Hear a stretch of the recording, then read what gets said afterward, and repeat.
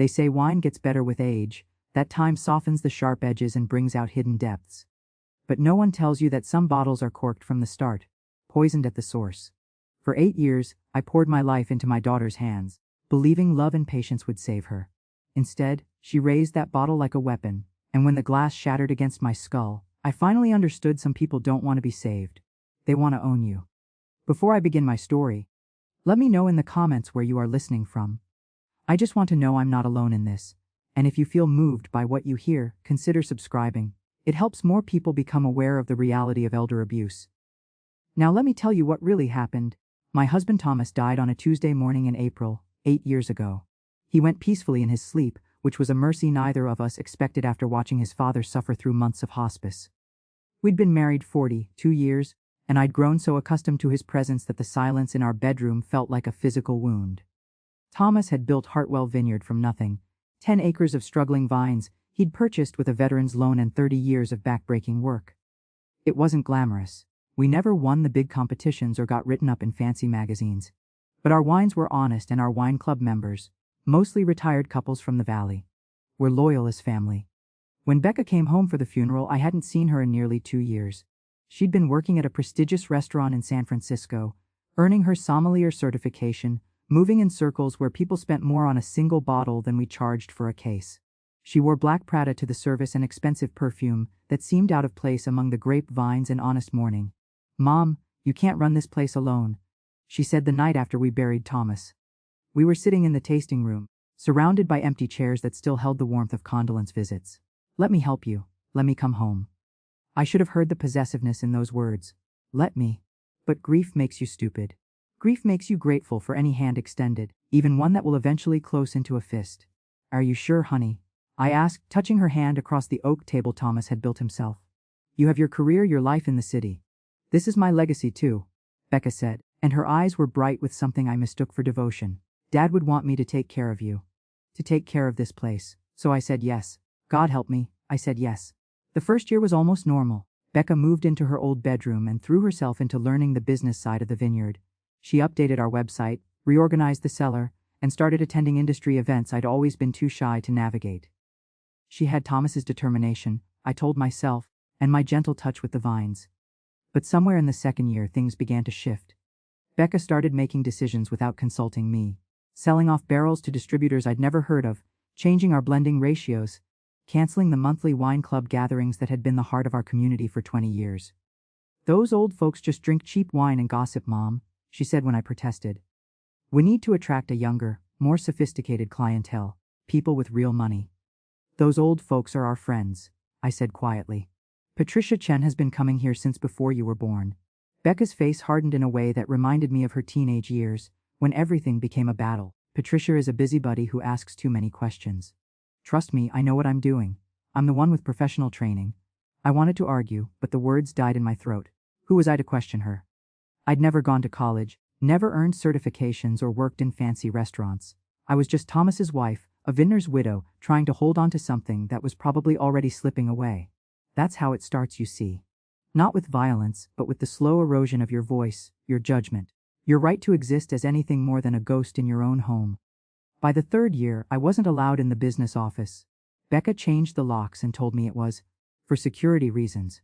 When I questioned a shipment that seemed wrong, 40 barrels going out when we'd only produced 30 that season, she turned on me with a coldness that made my stomach drop. "Are you accusing me of something?" "Mother? No, I don't understand the numbers." "That's the problem," she said, stepping closer until I instinctively backed against the cellar wall. "You don't understand. You never understood the financial side. That's why Dad handled everything, and now I do. Unless you want to lose this place entirely." The threat hung in the air between us, sharp as broken glass. I was 60 years old, a widow with no income except what the vineyard produced. Where would I go? What would I do? I said nothing, and Becca smiled, a smile that never reached her eyes. "I thought so," she said and walked away, her heels clicking against the concrete floor like a countdown. The physical violence started over a blend. It was harvest season of the 4th year. Late September, when the valley glowed gold and purple in the slanting light. I'd been up since dawn walking the rows, checking the Cabernet grapes the way Thomas taught me. Feeling for the perfect balance of sugar and acid, listening to what the fruit had to say. Becca had started blending a new reserve that week, and something about it troubled me. I'm not educated like her, but I'd been tasting wine for 40 years, and my palate knew our terroir like my hands knew prayer. This blend was wrong. Harsh and unbalanced, with an astringent finish that would never smooth out properly. I found her in the barrel room, taking notes in her leather journal. The space smelled of oak and fermentation, earthy and alive. "Becca, honey, I tasted the new reserve," I said carefully. "I think maybe the Merlot percentage is too high. It's overwhelming the—" "Stop." She didn't look up from her journal. "Just stop, Mom. I'm only trying to help. If we adjust the ratio before—" "You're not trying to help." She set down her pen with deliberate slowness and finally met my eyes. "You're trying to undermine me. Again, that's not true. I just think." "You think?" Her laugh was bitter. "You think your amateur palate is better than my professional training, than my certification." My face grew hot. "I never said that. I just know our wines, and this one isn't." The slap came so fast I didn't see her hand move. The crack of it echoed off the cellar walls, and for a moment I just stood there, stunned, my cheek burning, my ears ringing. "Don't ever question my blends again," Becca said quietly. Her hand was still raised, trembling slightly. "Do you understand me?" I touched my face, feeling the heat spreading under my fingertips. This was my daughter, my baby girl who I'd nursed through colic and fevers, who I'd taught to ride a bike and braid her hair. This was the child I'd loved with every molecule of my being. "Becca," I whispered. "Do you understand me?" she repeated, louder now. "Yes," I heard myself say. "Yes, I understand." She lowered her hand and picked up her journal again, as if nothing had happened. "Good, now get out. I have work to do." I climbed the cellar stairs on shaking legs and made it to my bedroom before the tears came. I told myself it was a one-time thing, that she was stressed that I'd overstepped. I told myself all the lies that abuse victims tell themselves when the truth is too terrible to face. But it wasn't a one-time thing. Over the next year, the violence became routine. She backhanded me when I suggested we invite the wine club back. She shoved me against the kitchen counter when I asked about missing inventory. She grabbed my wrist so hard it bruised when I picked up the phone to call Patricia Chen, who'd been leaving concerned messages for months. "You don't need those people anymore," Becca said, her fingers digging into my flesh. "You have me. Isn't that enough?" I stopped answering the phone. I stopped going into town. I stopped looking at my own reflection because I couldn't bear to see what I'd become. A frightened old woman tiptoeing through her own home, flinching at footsteps, measuring every word before it left her mouth. The illegal barrel sales continued. I'd see trucks come in the middle of the night, watch from my bedroom window as barrels disappeared into unmarked vans. Our inventory was bleeding out, but our bank account, the one I no longer had access to, supposedly showed profits. "Where is the money going?" I asked once, and only once. Becca's face went cold. "Are you accusing me of theft, Mother? After everything I've sacrificed to keep this place running? After I gave up my career to take care of you?" "No, I just—" "You're getting paranoid in your old age," she said, and there was something almost gentle in her voice, which somehow made it worse. "Maybe we should talk to a doctor about that. About your memory, your judgment. About whether you're still competent to be making decisions." The threat was clear. If I pushed too hard, she'd have me declared incompetent. She'd take everything, not just the business but my dignity, my autonomy, my very self. So I stayed quiet, I made myself small, I survived. But late at night, alone in the bedroom I'd shared with Thomas, I'd press my face into his pillow and whisper, "I'm sorry. I'm so sorry I'm letting this happen." The vineyard, his life's work, our legacy, was dying by degrees, and so was I. By the 6th year, I'd stopped going outside during the day. Becca said it was for my own safety. That I was getting unsteady on my feet, that I might fall in the vineyard and hurt myself. She started locking my bedroom door at night, so I wouldn't wander. She controlled every meal, every phone call, every moment of my existence. I was a prisoner in the home my husband built, held captive by the daughter I'd raised, and the worst part, some days I believed her. Some days I looked in the mirror and saw exactly what she wanted me to see, a confused old woman, a burden, someone who couldn't be trusted with her own life. That's what abuse does. It doesn't just hurt your body, it rewrites your story, replaces your truth with the abuser's lies, until you can't remember who you were before the first blow fell. But I was about to remember. Patricia Chen didn't give up easily. I learned later that she'd been calling for 2 years, leaving messages that Becca deleted. She'd driven by the vineyard a dozen times, only to be turned away at the gate by my daughter, who claimed I was resting, or not feeling well, or not up for visitors. But Patricia had been a domestic violence advocate for 30 years before she retired. She recognized the signs, the isolation, the excuses, the way a vibrant woman slowly disappeared from view. So one afternoon in late spring of the 7th year, Patricia didn't call first. She didn't announce herself. She simply walked through the unlocked side gate, while Becca was in town at a distributor meeting, and she found me in the garden, pulling weeds with hands that shook. "Ellie," she said softly, and I looked up to see my old friend standing there with tears in her eyes. "Oh, Ellie, what has she done to you?" I opened my mouth to lie, to say I was fine, that everything was fine, that Becca was just helping me manage things. But when I saw Patricia's face, something inside me broke open. "She hits me," I whispered. The words felt like stones being pulled from my throat. "She takes the money and sells our wine and hits me when I ask questions." Patricia knelt down beside me in the dirt, her linen pants getting stained, and took my trembling hands in hers. "How long?" "Years. 3, maybe 4. I've lost track." "Why didn't you call me?" "She took my phone. She locks my door at night. She says I'm getting senile, that I can't be trusted, that if I tell anyone they'll put me in a home and take the vineyard anyway." The words came faster now, tumbling out like they'd been dammed up too long. "And maybe she's right, maybe I am losing my mind. Maybe I deserve." "Stop." Patricia's voice was firm but kind. "Listen to me, Eleanor Hartwell. You are being abused. This is not your fault. None of this is your fault, and we are going to fix this." I wanted to believe her. God, how I wanted to believe her. But 7 years of erosion don't rebuild themselves in a moment. "She'll know you were here?" I said, panic rising. "She checks the security cameras. She'll be so angry." "Let her be angry," Patricia said. "I'm not afraid of her, and you don't have to be either. Not anymore." She helped me to my feet and guided me into the house, supporting my weight like I was made of glass. In the kitchen. Thomas's kitchen, where we'd laughed and cooked and planned our future.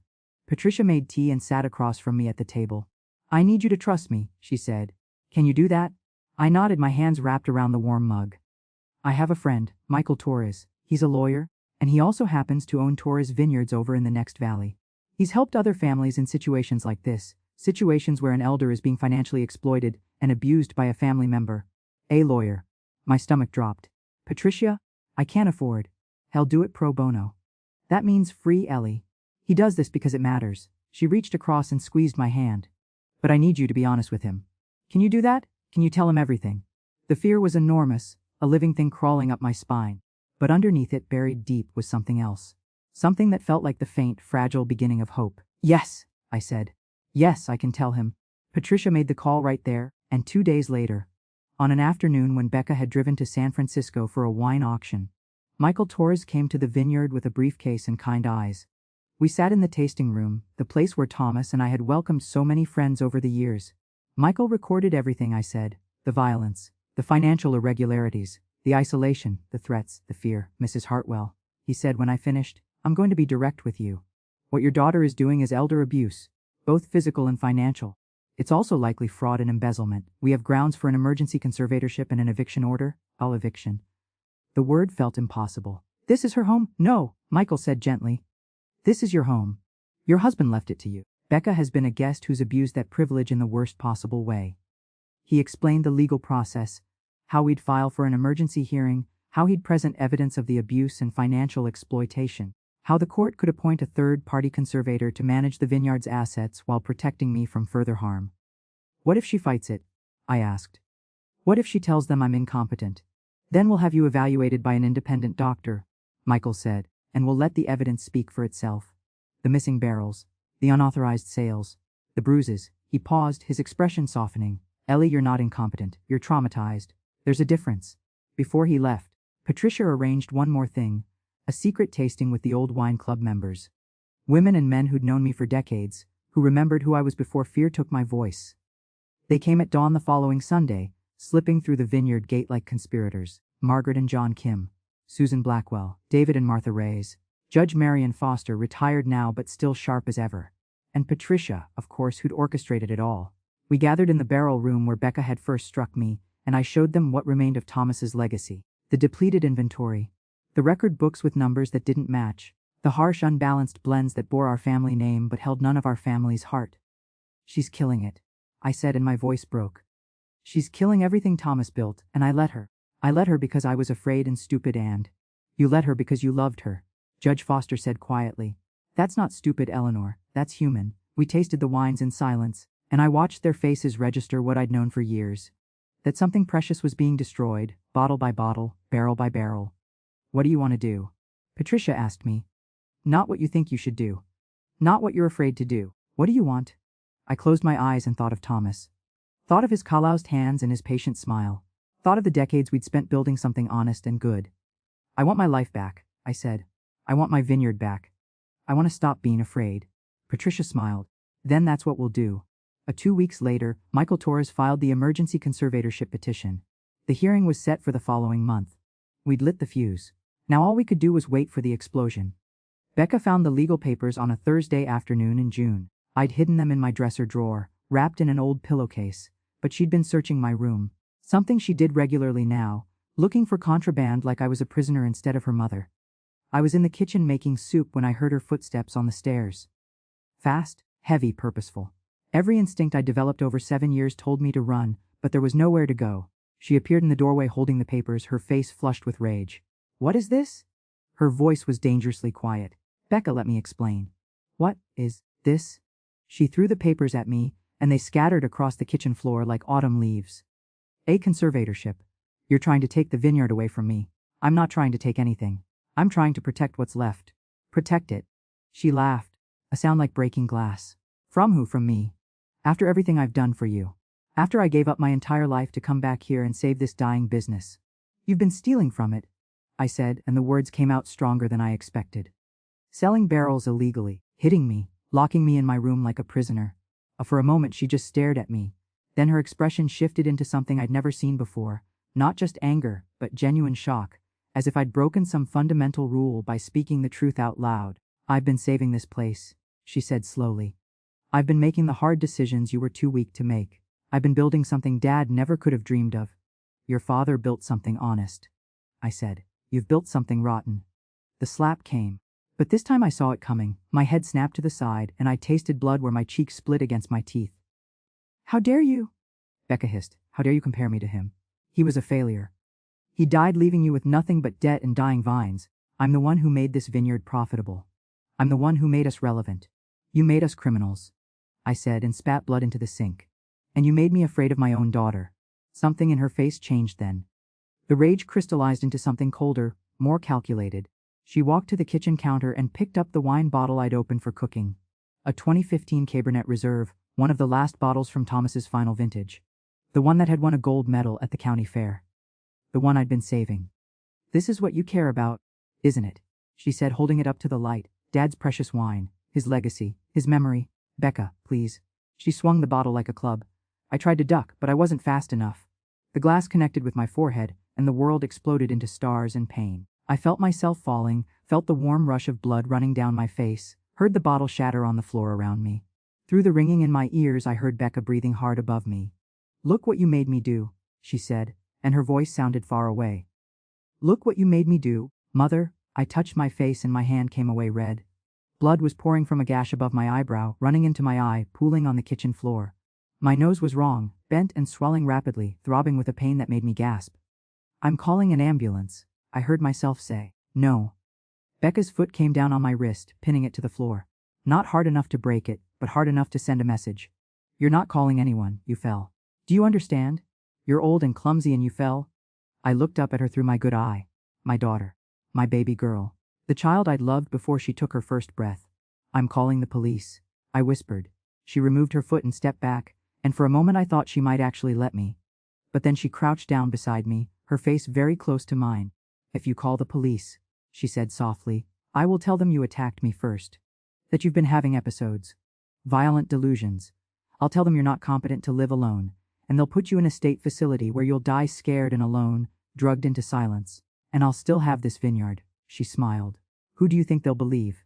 A successful businesswoman, or a crazy old woman bleeding on her kitchen floor? She stood up and stepped over me like I was debris. Clean yourself up, she said from the doorway. And get rid of those legal papers. You're not taking my vineyard from me. I heard her footsteps retreat down the hall, heard her bedroom door close. For a long moment, I just lay there in the broken glass and spilled wine, bleeding and broken. But then I thought of Patricia, of Michael Torres, of Judge Foster and the wine club members who'd believed me, who'd seen the truth even when I couldn't speak it. I wasn't alone anymore. That was the difference. Moving carefully, I pulled myself upright. The kitchen spun and my stomach lurched, but I stayed conscious. I found a dish towel and pressed it against my forehead, against my ruined nose. The pain was enormous, but underneath it was something else, clarity. I couldn't call the police. She was right about that. In my state, with her word against mine, I'd lose everything. But I could prepare. I could plan. I cleaned up the blood and glass as best I could, my hands shaking. Then I went down to the wine cellar, the one place Becca rarely visited anymore, too busy with her fraud and her schemes to care about the actual wine. In the far corner, beneath a wooden rack Thomas built 40 years ago, there was a loose floorboard. He'd shown it to me once, laughing about his secret hiding place, where he kept emergency cash. I knelt down, pried up the board, and found the small metal box still there. Inside was $300 in 20s, Thomas's emergency fund from decades ago. I added to it the $400 I'd managed to hide over the past year, stolen in 10s and 20s from Becca's purse when she was in the shower. $700. Not much, but enough. Enough to run if I needed to. Enough to survive until the hearing. I replaced the floorboard and stood up, my head pounding. Then I pulled out my ancient cell phone. The one Becca didn't know I still had, the one Patricia had given me during her first visit. Already loaded with emergency numbers, I sent 3 text messages. To Patricia, it happened, she broke my nose, I'm okay, don't come. We'll call after hearing. To Michael Torres, need to document injuries, can you send someone safe? To Judge Marion Foster, Marion, it's Ellie. I need help, please. The responses came quickly. Patricia, I'm here, you're not alone, be safe. Michael, doctor friend coming tomorrow morning at 8 a.m. Becca will be at distributor meeting, I checked her calendar. Document everything, a Mariano honey, stay strong, justice is coming. I deleted the messages and hid the phone in my pocket. Then I climbed the stairs to my room, locked the door from the inside, and lay down on Thomas's side of the bed. My face throbbed. My body ached. But for the first time in 7 years, I felt something other than fear. I felt determination. Becca thought she'd won. Thought violence would cork my defiance, seal it away like bad wine that would never see light. She was wrong. The hearing was in 3 weeks. All I had to do was survive until then. And then we'd see who the courts believed. The doctor came at 8 o'clock sharp, just as Michael promised. Her name was Dr. Sarah Okonkwo, and she carried herself with the calm authority of someone who'd seen too much suffering to be shocked by it anymore. Becca had left at 7:30 for her distributor meeting in Napa, dressed in designer clothes paid for with stolen wine money. She'd looked at me across the breakfast table with cold satisfaction, as if my swollen face and blackened eyes were proof of her dominance. Remember what I said? She'd told me before leaving. You fell. That's the only story. I'd nodded meekly, played the part she expected. But the moment her car disappeared down the driveway, I opened the door for Dr. Okonkwo. She didn't gasp at my injuries or offer empty sympathy. She simply set down her medical bag and said, "Let's document everything." She photographed my face from every angle, the broken nose now swollen to twice its normal size, the gash on my forehead that I'd closed with butterfly bandages, the bruising that spread across my cheekbone like a dark sunset. She examined older injuries too, ones I'd almost forgotten about. The healed fracture in my left wrist from 2 years ago. The faded bruises on my upper arms. The small scar on my scalp where Becca had pulled out a handful of hair. Mrs. Hartwell. Dr. Okonkwo said as she made notes, I need to be clear with you. These injuries are consistent with sustained physical abuse. Your nose is badly broken and should have received immediate medical attention. You may have a concussion. The pattern of bruising suggests repeated assault over an extended period. Will you testify to that? I asked. At the hearing? Yes, she said firmly. I will testify to exactly what I've seen here today. And I'll strongly recommend that you be removed from this environment immediately for your own safety. After she left, I sat in the kitchen with an ice pack pressed to my face and thought about what came next. The conservatorship hearing was in 2 weeks. Michael had filed an emergency motion to expedite it after learning about my injuries. Judge Caroline Winters would preside. Not Marion Foster, who'd recused herself due to our friendship, but someone Michael assured me was fair and experienced in elder abuse cases. Patricia called at noon, her voice tight with worry. How are you holding up? I'm scared, I admitted. What if the judge doesn't believe me? What if Becca convinces them I'm incompetent? Alina, listen to me. Michael has the financial records showing the illegal sales. He has testimony from distributors who'll confirm they paid Becca in cash for unmarked barrels. He has Dr. Okonkwo's medical report. He has statements from all of us in the wine club about how you've been isolated and controlled. And now he has photographs of what she did to your face. She'll say I attacked her first. She'll say I'm violent and confused.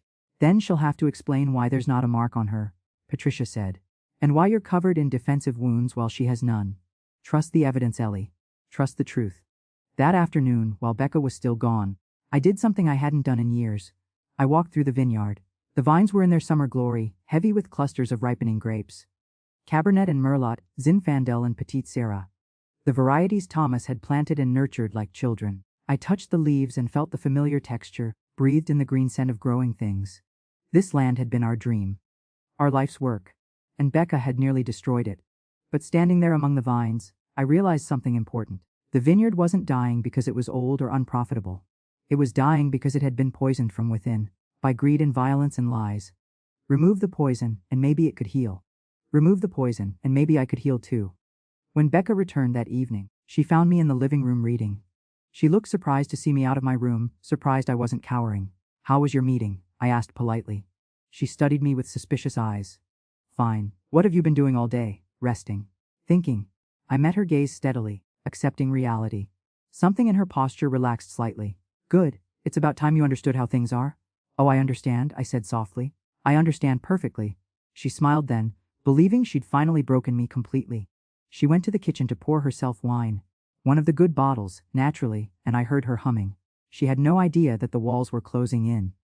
Over the next 2 weeks, Michael prepared his case with military precision. He deposed the distributors who'd bought illegal barrels. He obtained bank records showing cash deposits that didn't match any legitimate sales. He interviewed the wine club members about my deterioration and isolation. He compiled a timeline of abuse that stretched back nearly 4 years. And I prepared too, in my own way. I wrote down everything I could remember. Every slap, every shrev, every missing barrel, every forged signature, every lie. I did it late at night in my locked room, writing by the light of my phone, documenting the truth in case something happened to me before the hearing. Becca grew more confident as the hearing date approached. She believed her story, that I was a confused old woman, that she was a devoted daughter, that any allegations were products of senility and paranoia. She'd told this story so many times to so many people, that I think she'd started to believe it herself. That's the thing about abusers. They rewrite history until even they can't see the truth anymore. 3 days before the hearing, Judge Marion Foster came to visit. She brought fresh flowers and homemade soup, and she sat with me in the garden where Patricia had first found me. "I can't be involved in the legal proceedings," Marion said, "but I can be here as your friend. How are you really doing, Ellie?"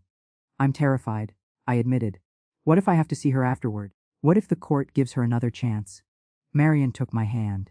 "The conservatorship will remove her from the property immediately if it's granted. She'll have no legal right to be here. And Michael is also pursuing criminal charges for assault and financial exploitation. Even if somehow the conservatorship fails, which I don't believe it will, she'll be facing jail time." "I never wanted to send my daughter to jail," I whispered. "I know," Marion said gently. "But sometimes love means letting people face the consequences of their actions. It's the only way they might ever change." The night before the hearing, I couldn't sleep. I lay in bed thinking about Thomas, wishing he could see me through this. But maybe, in some way, he was. Maybe every moment of strength I'd found came from him. From the life we'd built together. The values we'd shared, the love that death hadn't erased. At dawn, I got up and dressed carefully in my best clothes. Patricia arrived at 7 to drive me to the courthouse. As we pulled away from the vineyard, I looked back at the house where I'd raised my daughter, where I'd loved and laughed and eventually learned to fear. "Whatever happens today," I said, "I'm not going back to who I was." Patricia squeezed my hand. "You couldn't if you tried. That woman is gone. You're someone new now. Someone stronger." The courthouse was a modern building with high windows and cold marble floors. Michael met us in the hallway, his briefcase full of evidence and truth. "Are you ready?" he asked. I touched my face, still tender and bruised. I thought of the hidden money in the cellar. I thought of all the people who'd believe me when I couldn't believe myself. "Yes," I said. "I'm ready." And then we walked into the courtroom to face my daughter, and whatever justice might await us both. The courtroom was smaller than I expected. Plain walls, fluorescent lights, wooden benches worn smooth by years of other people's tragedies. Judge Caroline Winters sat behind an elevated desk, a black woman in her 50s with silver, streaked hair and eyes that had seen everything twice. Becca sat at the defendant's table with her lawyer, a sharp-dressed man named Garrett Pierce who specialized in defending the indefensible. She looked polished and professional in a navy suit, her hair pulled back, her makeup perfect. When our eyes met, she gave me a small, cold smile that said, "You can't win." But I wasn't the same woman she'd terrorized for 7 years. That woman had died on the kitchen floor in a pool of blood and broken glass. This woman, the one sitting beside Michael Torres, had nothing left to lose and everything to fight for. "This is an emergency conservatorship hearing," Judge Winters began. "Mr. Torres, you're alleging elder abuse, both physical and financial. Present your case." Michael stood and his voice was steady and clear. "Your Honor, Eleanor Hartwell is a 65-year-old widow who entrusted her daughter Rebecca Hartwell with the management of the family vineyard 8 years ago. What began as trust evolved into systematic abuse, exploitation, and violence. He presented the evidence piece by piece, like a prosecutor building a murder case. The financial records showing $30,000 in unauthorized barrel sales. Testimony from distributors who'd bought wine in cash from Becca, wine that never appeared in the vineyard's official inventory. Bank statements showing deposits that couldn't be explained. Then came the physical evidence. Dr. Okonkwo's medical report, complete with photographs of my injuries, the broken nose, the gash on my forehead, the pattern of bruising that told a story no amount of lies could erase. Ms. Hartwell sustained these injuries 2 weeks ago, Michael said. Her daughter struck her with a wine bottle after discovering that Mrs. Hartwell had filed for this conservatorship. This wasn't the first incident of violence. It was simply the most severe. Becca's lawyer objected. Your Honor, my client adamantly denies these allegations. Mrs. Eleanor Hartwell has been showing signs of cognitive decline for several years. These injuries resulted from a fall, which is consistent with her advancing age and declining balance. Judge Winters looked at me. Ms. Hartwell, do you wish to testify? I stood on shaking legs. Yes, Your Honor. Michael guided me through my testimony. I told the truth, all of it. The first slap in the barrel room, the escalating violence, the isolation from my friends, the threats to have me declared incompetent, the night she smashed the bottle against my skull. Why didn't you call the police? Judge Winters asked, not unkindly. Because I was afraid, I said simply. She told me no one would believe me, that I'd be put in a home and die alone, that she'd take everything my husband built. And I believed her, because abuse does that. It makes you believe you deserve it, that it's somehow your fault, that you're too weak or stupid or crazy to deserve better. My voice broke, but I kept going. But then my friend Patricia found me. And she reminded me that I wasn't alone, that I wasn't crazy, that what was happening to me had a name, elder abuse, and that I didn't have to accept it. Becca's lawyer stood for cross-examination, and his tone was gentle, almost patronizing. Mrs. Hartwell, isn't it true that you've been having memory problems, confusion about dates and events? I've been traumatized, I said. That's different from dementia. Isn't it true that you became angry when your daughter tried to modernize the vineyard's operations? I became concerned when she started stealing from it. Your Honor, Garrett Pierce said, turning to the judge, my client has sacrificed her career, her life in San Francisco, to care for her aging mother and save a failing business. Mrs. Eleanor Hartwell resents her daughter's success and is using these false allegations to maintain control. The allegations aren't false, Michael interrupted, standing. We have medical evidence. We have financial records. We have testimony from multiple witnesses who've seen Mrs. Hartwell's decline into isolation and fear. And we have this. He held up a small object, a cell phone. This phone was provided to Mrs. Hartwell by her friend Patricia Chen 3 months ago. On it are text messages documenting threats from the defendant, including messages sent after the assault. Messages where Rebecca Hartwell explicitly told her mother to lie about how she sustained her injuries. Becca's face went pale. That's not. I never. We also have security footage, Michael continued, from a camera Mrs. Chen installed near the vineyard entrance. Footage showing unmarked trucks arriving at night. Footage showing Rebecca Hartwell supervising the removal of wine barrels. Footage that contradicts the official inventory records. Judge Winters studied the documents Michael presented. The silence stretched like pulled wire. Finally she spoke. Ms. Hartwell, did you strike your mother with a wine bottle? Becca stood slowly. Your Honor, my mother is confused. She fell. Did you strike your mother with a wine bottle? Judge Winters repeated, her voice harder. The courtroom held its breath. She was trying to ruin everything, Becca said, and her voice cracked. She filed papers to take away the vineyard. My vineyard? The one I saved, and I lost my temper. But it wasn't. I didn't mean. You didn't mean to break her nose, Judge Winters said quietly. You didn't mean to gash her forehead. You didn't mean to terrify a 65-year-old woman in her own home. Becca's lawyer grabbed her arm, trying to stop her from talking, but it was too late. The truth had spilled out like wine from a broken bottle. Judge Winters leaned back in her chair. I've heard enough. The emergency conservatorship is granted. Eleanor Hartwell's assets and property are hereby placed under the management of a court-appointed conservator, effective immediately. Rebecca Hartwell is ordered to vacate the property within 24 hours and is prohibited from contacting her mother directly or indirectly. She turned to look at Becca. Young woman, the district attorney's office will be receiving a full copy of these proceedings. I expect criminal charges will follow. You're lucky your mother has more mercy than you showed her. Becca's face crumpled. For a moment, she looked like a child, my child, the little girl who used to pick grapes with her father and fall asleep in my arms. Mom, she whispered, turning to me. Mom, please. But I couldn't look at her. Not yet. Maybe not ever. Patricia's hand found mine, and together we stood to leave. Behind us I heard Becca crying, heard her lawyer trying to console her. But I didn't turn back. Some bottles can't be saved. Sometimes, the only mercy is to let the spoiled wine drain away. Outside the courthouse, in the California sunshine, Michael gave me the next piece of news. The conservator I recommended is someone you know, he said. Patricia Chen. She's agreed to manage the vineyard's finances and operations until you're ready to make permanent decisions about its future. I looked at my old friend, my savior, and tears finally came. Thank you, I whispered. For not giving up on me, never, Patricia said, pulling me into a gentle hug. Now let's go home and figure out what comes next. What came next, I would learn, was something I never could have imagined.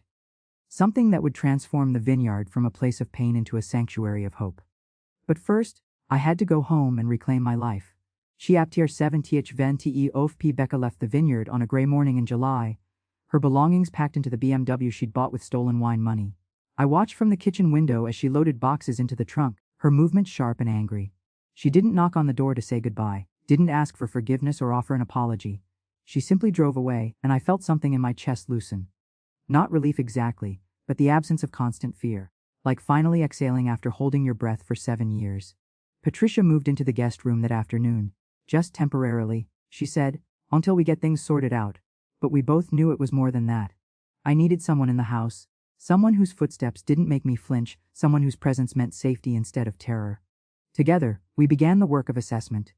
Michael Torres brought in a forensic accountant who traced every missing dollar, every fraudulent sale, every forged signature. The damage was worse than I'd imagined. Nearly $200,000 stolen over 5 years, inventory depleted by 40%, relationships with legitimate distributors destroyed by Becca's erratic behavior and unreliable supply. The vineyard can survive, the accountant told us, but it needs a significant capital infusion and a complete operational overhaul. I sat at Thomas's old desk, my desk now, and looked at the numbers. Even if I sold everything, I'd barely break even. The vineyard my husband had built with his hands and heart was drowning in debt and damage. That night, I couldn't sleep. I walked through the empty house, touching walls that had witnessed my suffering, standing in rooms where I'd been afraid. The house felt different now, lighter, somehow, but still haunted by what had happened here. I ended up in the wine cellar, sitting on the cold concrete floor near the hiding place where I'd stashed my emergency money. I pulled up the floorboard and took out the metal box, counted the $700 that had been my lifeline. I don't know what to do, Thomas. I whispered to the darkness. I don't know how to save what you built. The answer didn't come from ghosts or prayer. It came from Patricia, who found me there an hour later. I have an idea, she said, sitting down beside me. It's unconventional, but hear me out. She told me about her work with domestic violence survivors, about the women she'd helped over 3 decades. Women who'd escaped abuse but had nowhere to go, no economic foundation, no path back to independence. What if, Patricia said slowly, we turned the vineyard into something new? Not just a business, but a sanctuary. A place where survivors can learn viticulture, earn wages, build skills, and heal while growing something beautiful. I stared at her. A co-operative. More than that, a community. We could partner with DV organizations, offer transitional housing in the empty cottages on the property, teach sustainable farming and winemaking. The women would own shares in the business. They'd be partners, not just employees. Patricia, I don't have the money for something like that. But I do, she said quietly. My late husband left me very comfortable. And I know others who'd invest. People who believe in second chances and social enterprise. We could create something that honors Thomas's legacy while giving women what you almost lost: autonomy, dignity, purpose. I thought about the women Patricia had described. Women who'd survived what I'd survived, who carried scars like mine. Women who needed what I'd needed. A community that believed them, work that mattered, a place to rebuild themselves from the ground up. What would happen to me? I asked. Would I lose the vineyard? You'd sell it to the co-op at a fair price, Patricia explained, but you'd retain a small ownership share and the right to live here for the rest of your life. You'd be our consultant, the keeper of Thomas's techniques, the voice of experience. You'd teach them what you know about these vines, this terroir, this land. It wasn't what Thomas and I had dreamed of all those years ago. But maybe it was something better. Maybe it was the dream that should have been ours all along. Let me think about it, I said. Over the next week, I walked the vineyard at dawn and dusk, touching the vines the way Thomas had taught me, listening to what they had to say. The grapes were ripening beautifully despite everything, nature's resilience in the face of human cruelty. I thought about Becca, wherever she was now. Michael had told me the district attorney was pursuing charges: assault, financial, elder abuse, fraud. Part of me hoped she'd get help, find a way to heal whatever darkness had twisted her into someone who could hurt her own mother. But mostly, I just felt empty when I thought of her, like mourning someone who died but whose body still walked the earth. On the 8th day, I called Patricia into the tasting room. The space where Thomas and I had welcomed friends. The space where Becca had first struck me. The space that would soon welcome women who needed what I'd almost lost. Let's do it, I said. Let's build something new. The transformation took 6 months. Patricia brought in architects who converted the old equipment barn into transitional housing, 6 small apartments with kitchens and private bathrooms. Michael Torres helped structure the co-operative legally, ensuring every woman who worked there would own an equal share. Judge Marion Foster connected us with family courts and DV organizations throughout the valley. The first woman arrived in September.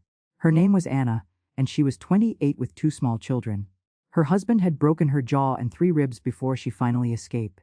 She stood in the vineyard with her kids clinging to her legs and said, "I don't know anything about wine." "That's okay," I told her gently. "I'll teach you. And you'll teach me something too." "What could I possibly teach you?" I touched my face, where the scar from Becca's bottle still showed faintly. How to survive. How to rebuild. How to trust again. By harvest season, we had 12 women working the vineyard. Young and old, from different backgrounds, different stories, all connected by the common thread of survival. They learned to prune and harvest, to test sugar levels and monitor fermentation. They learned Thomas's techniques and added their own innovations. We produced our first vintage under the new name Hartwell Hope Vineyard. A co-operative of survivor-owned wines. The wine club came back. Patricia's friends and mine, the people who'd believed me when Becca tried to erase me. We held our first tasting in December, in the renovated tasting room that now had photographs on the walls. Pictures of all 12 women, their faces showing the journey from fear to strength. Margaret Kim raised her glass. "To Eleanor," she said. "For turning pain into purpose." "To all of us," I corrected. "For remembering that broken things can grow new roots." We toasted with our first vintage. A Cabernet blend that was honest and balanced and true. It wasn't fancy. It wouldn't win awards or impress sophisticated palates. But it tasted like hope, and that was enough. In February, 9 months after Becca had driven away, Michael called with news. She'd accepted a plea deal, 3 years probation, restitution of the stolen money, mandatory counseling, and a permanent restraining order keeping her away from me in the vineyard. "She won't serve jail time," Michael said. "I know that's not what you wanted." "It's exactly what I wanted," I interrupted. "I never wanted to destroy her.